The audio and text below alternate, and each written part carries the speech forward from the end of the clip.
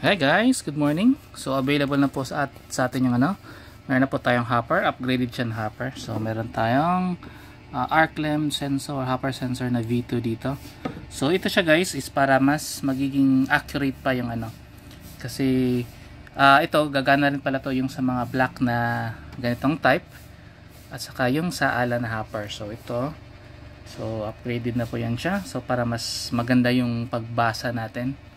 So yan.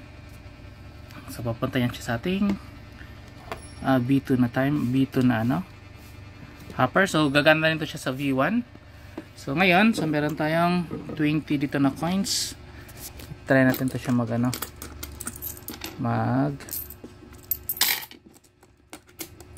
count kung accurate ba. So as an NSD. So lang. So ito guys, available na rin to siya sa Shopee. So may dagdag lang na ilalabas ko rin to siya na ito lang para pwede nyo ma-upgrade din yung mga hopper ninyo. So nakaset tayo sa counter mode. Then tayo rin start.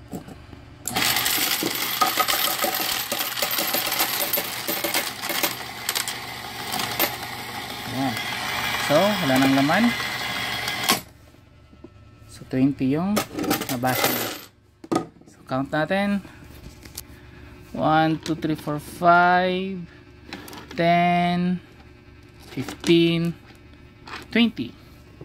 So yun guys, yun yung bagong natin sensor. So ilabas ko lang to sa Shopee. So nasa siguro yung price ito, nasa 180.